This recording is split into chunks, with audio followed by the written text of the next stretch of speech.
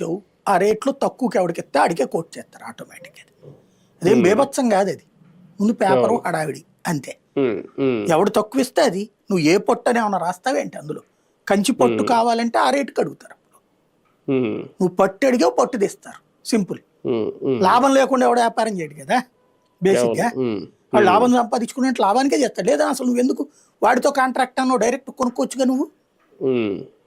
ఆ కొంటమే కదా ఇప్పుడు చేసింది.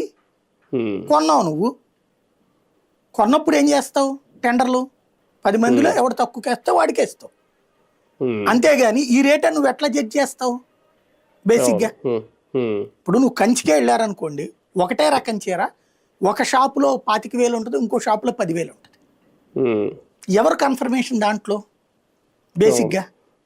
ఈ పట్టును పట్టుకెళ్ళి ఇది ఒరిజినల్ పట్టు అంటే ఒరిజినల్ పట్టు ఎక్కడి నుంచి వద్దు అసలు. ఒరిజినల్ పట్టు 1500లోనూ 2000 ఎందుకు వస్తుంది అసలు బేసిక్. ఈ కామన్ థింగ్ అనమాట ఇది. దాంట్లో ఇప్పుడు ఈ కాన్సెప్ట్ ఉంది. అంత పెద్ద 100 కిలోల బంగారంతో చేయించారని అసలు జనాలకు చెప్పుకోలేకపోయింది.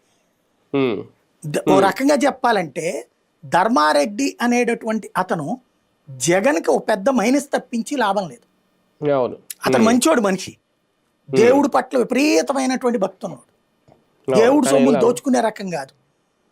ఆ విపరీతమైన భక్తితో ప్రజలకి భక్తుడికి అప్పుడు వైకుంఠ ఏకాదశి 10 రోజులు పెట్టింది అతనే.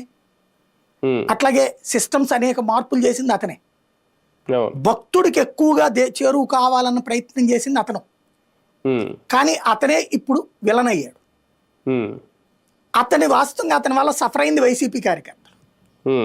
అతని వల్ల ఇప్పుడు ఇవాళ తెలుగుదేశం వాళ్ళు ఎవరు కోరుకుంటే వాళ్ళకి బ్రేక్ దర్శనాలు ఇవన్నీ సక్రమంగా జరుగుతున్నాయి. వైసీపీ టైంలో ఎవరికి